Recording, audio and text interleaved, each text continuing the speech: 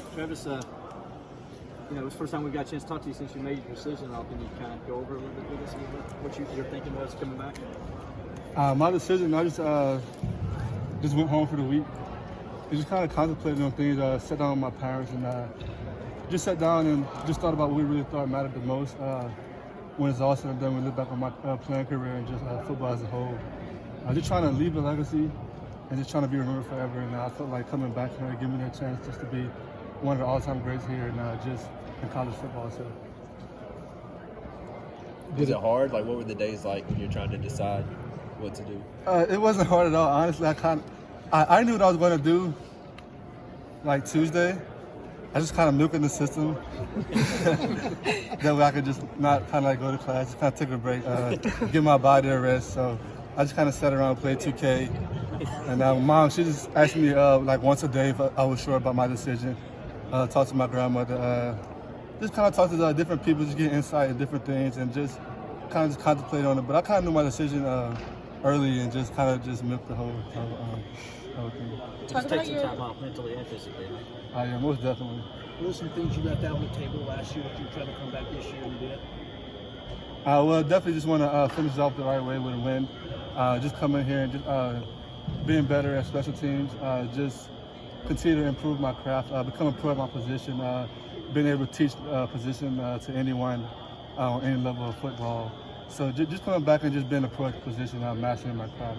Special teams, you want to get back and take them kickoffs again during the season this year? Hopefully I get a couple opportunities to go out there and show what I can do in special teams. That way I can show teams in the NFL that I can transition over to the next level and be a great special teams player. So you're doing punt returns too. Are you like the backup to Amari with that right now? Nah, I'm probably like 6th on the depth chart. But I'm just out there getting the reps, trying to create that muscle memory. So even if there was to plug me in there, I'll be ready. Just trying to be able to play anywhere on the field and just make myself more valuable by being able to be plugged in anywhere. When the moment of realization came that you were going to come back, that you wanted to come back, did it hit you randomly, or were you doing something or talking to anyone? Like, how did that happen? Honestly, I was on the game, talking to one of my friends back at home. We were just kind of just playing, and I just kind of talk about it. He just gave me like some great advice. He was like, whatever decision, whatever you did to make the decision to go to Clemson, use that same thought process, and it just clicked right there. That I knew what I needed to do, and I was coming back and get my degree. Did the second round draft grade influence your decision at all? Most definitely. I feel I had late first round, early second round draft grade, and I just felt like that I could come back and just improve that grade. I don't have my degree, so like coming back, going second round, at least I have my degree. So just like leaving for second round, just never been a dream of mine, and I feel like I could do so much better in that. And the NFL is going to be there, so I wasn't leaving with no second round draft grade. Coach Sweeney said that when y'all sat down, I think it was before the bowl game, that y'all talked about it, and you sat down pretty confident thinking you were going to come back, and he said, okay, well, we need to talk about that then. What was that conversation like, and what did you mean by what some of the things you guys talked about? Just finding ways for me to continue to improve my game. I just kind of sat down. He sat down. I asked him a question. I was like, do you think I can get better here in the system?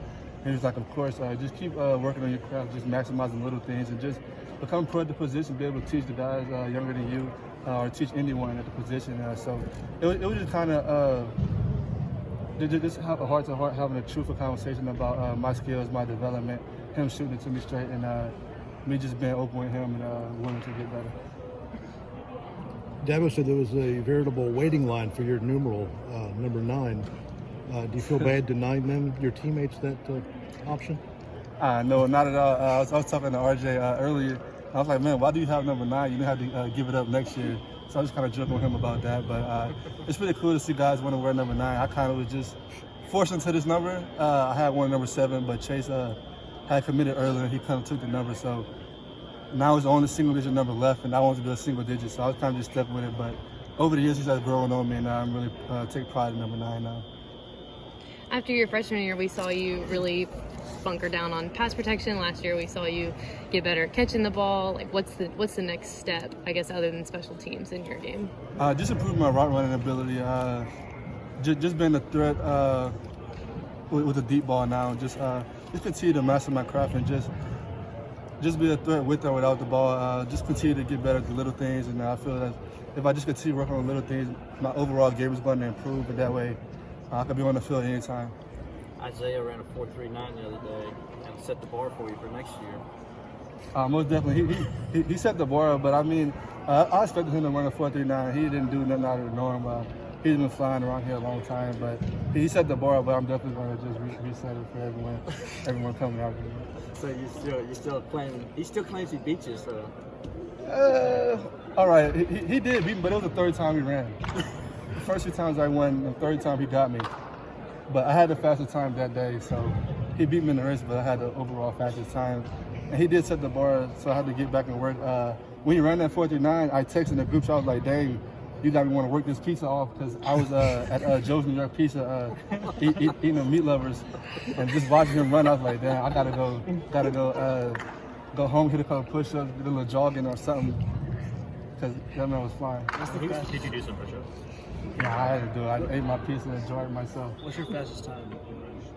My fastest time I ran, laser time, my fastest time was a 4.38 back in high school. I haven't run the 40 since then. Christian, he's faster than Christian McCaffrey and who was it, Taylor, I guess, their combines. That surprised you he's faster than those two guys? No, I watched Zay run around here for 4 years now, for 3 years. I mean, he's always been flying. Coming in my freshman year, everyone claimed he was the fastest guy. That's why we kind of got into a little battle, a little race we had out there. It was an 80-yard sprint because everyone said he was the fastest, and no one really knew who I was. So I just kind of challenged him and just came out with a little win. And I just try to keep that above his head because I knew if I raced him again, it was going to be a lot much closer. Some running backs say they want to maximize their time in the week. Is that something that didn't really play in your decision as much as? Well, I mean, it kind of did, but when I looked at the whole thing, just realistically, I mean, just looking at the carry standpoint-wise, I kind of looked at my carries, and even though I come back and have like 250 carries, I feel like I still have a great career. Just not having much mileage here, just the way we run our system, having Trevor at quarterback. I mean, I'm going to hit my carries, but there's nothing they're going to overdo, and I feel like we have a great plan in place for me just to maximize my talents at the next level. How did Lynn J take the news as a quarterback? I mean, you probably could have expected that he would have been the next guy to step in your shoes. Have you guys carried that ball with you guys throughout this offseason? Most definitely. I feel like he really took the challenge. You can just see his demeanor every day. He's challenging me to get better each and every day.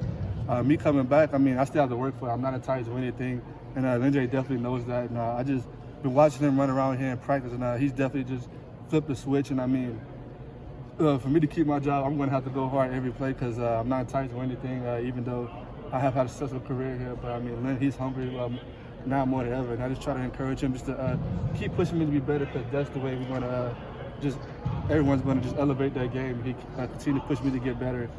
And I just told him, let's go out there and try to both have 1,000 yards, just trying to push to new heights. And I mean, I feel like it's enough food to go around for all of us. And if we just stick to the game plan and just continue to just be happy for each other and just love upon each other, I feel like it's going to work out for all of us.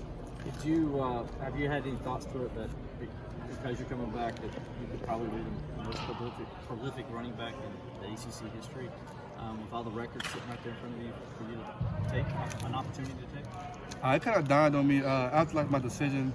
I was just kind of home. My mom had called me and she's trying to like just mention it to me, and it's just like really mind blowing. Just me, kid from Jennings, Louisiana. Just 3 years ago, my only focus was just to get here and just be on the team, and now just to have the career that I have, and just looking back on it when it's all said and done, I was pretty good. Travis, how do you from a physical standpoint in the spring? I mean, how many reps do you get physically? I mean, they kind of watch and how many hits you take this time of the year? Well, we only had a couple of practices, but it's been pretty great just having all the extra backs that we have. Just having a full group, we have a lot of backs now. And I mean, it kind of just cut down on my reps, just minimizing my reps. And I mean, I definitely go out there and get after him when I'm in there.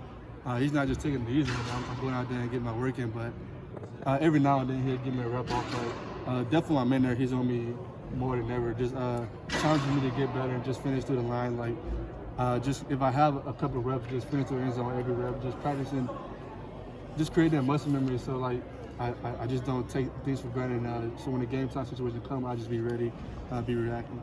Was what happened in the national championship game, did that serve as any motivation also for you to come back? No, that really didn't serve as any motivation. I kind of knew, well, when I got my second round grade, it just kind of like hit me deep. And I kind of knew like I can come back, just focus up, watch, just get better at my position, just become a pro before even I'm a pro. And those are kind of like my other deciding factor. And talking over with my parents was just kind of just icing on the cake for me. You said you were playing a video game when. Yeah, 2K20. Okay. With a friend from back home. Yeah, a couple of friends from back at home. We just always kind of get on there and just play the game. And every now and then they hit me with a couple of good nuggets that'll stick with me. And that was just one of those times. They're like guys you went to high school with? Mason.